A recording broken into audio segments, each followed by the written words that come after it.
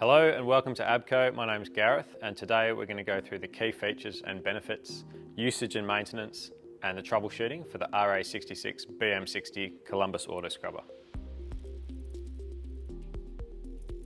Okay, so now we're going to go through the key features and benefits of the machine. As the name suggests, it's a 66 centimetre scrub width and 60 litre clean and recovery tanks. There are a couple of key features with the machine. One of them is traction drive, so you can push the machine forward or in reverse with the paddle.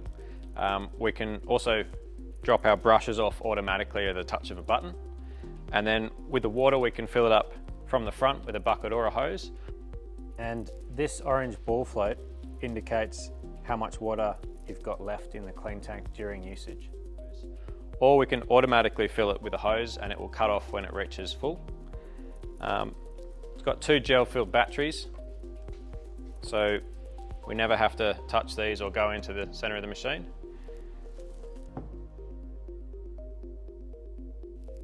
Okay, so now we're going to go through some of the key operating features for the Columbus RA66 BM60. Please note, all machinery comes pre-assembled and ready to use. First thing we need to do is decide if we're going to be using a brush or a pad. So once we've decided we're going to use the pads, we're going to put them on the floor in front of the machine, remembering that it is slightly offset to the right-hand side.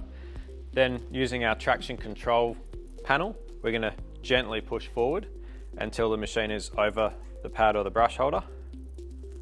And then with our left foot, we're going to press down firmly and kick to the left to lower our deck to the floor. And then all we do is we simply press and hold the brush release button for 2 seconds. And that spins them on. Remembering we're always going to store our brush or our pad up off the floor when we're not using it. So the next thing to do is to put water or solution into the clean tanks.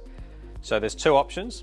We can fill with a bucket or a hose from the front of the machine, or we can connect our hose to the automatic feature where it will fill to the top and then cut off, so you don't have to stand around and wait for that to happen. That'll just do it by itself. And then what we want to do is have the steering column at waist height. For bigger or smaller cleaners, it's important that we adjust this, and we can also store it out of the way once we've finished. Then all we do is we simply turn on our brush with the left-hand side button, turn on our vacuum motor with the right-hand side. We're going to lower our deck to the floor and lower our squeegee blade to the floor. And then we can adjust the amount of water that comes out by turning the dial to the left or to the right. And that's how you operate the machine. So now we're going to go through the maintenance and cleaning procedures. Every machine comes with a chart that steps out the daily and the weekly key points that we need to do. So we've got color-coded squares and circles on each part of the machine that needs attention. So for the daily checks, the first thing we want to do is clean our dirty tank. So we're going to grab a cloth, open up our lid. It's really important that we keep this seal at the top nice and clean and free of debris. We also want to leave it open overnight so it can breathe in air and doesn't get too smelly. We're going to wipe the top of our lid as well, so this is going to help create a good suction with the vacuum motor when it's on. And then we've got our ball float, so we're going to make sure this is nice and clean and free from debris. Pop that back in. And then we've got our debris catcher. So for any larger objects, I'm going to give that a rinse out. And then what we want to do is get our hose and give this a thorough rinse out with our hose while the dirty water hose is over the drain. So we're going to give this a real good rinse.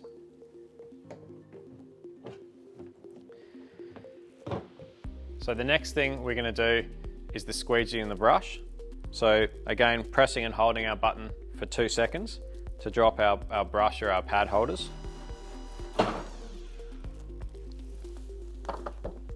So we simply slide out our brushes or our pads, and we're going to take these off. If they're pads or the brushes, we're going to pull out any debris, give it a rinse under the tap, maybe some warm soapy water or detergent as required. And then we're going to pop them back under the machine and put them up, store them upwards and let them dry naturally. So the next step is our squeegee blade. So these two dials here, we just want finger tight when we're operating the machine and storing the machine. So if you do crash into anything, it's just going to drop off, okay? So we just undo those and take our squeegee blade off. It's nice and heavy. That's going to mean two things. It's going to last a long time. It's also going to pick up a lot of water. So we disconnect our hose,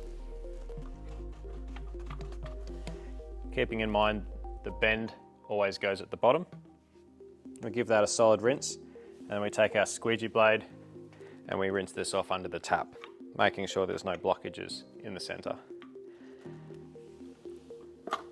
All we do is we put it back on, and we just want this finger tight, so if you do crash it can fall off. Like so. So now we're going to do our weekly check. So the first thing we want to do is our clean water filter, which is located at the bottom of the machine just here. So we simply undo that with an empty clean water tank. And we're going to give the filter a little rinse out under the tap, and then we pop that back in.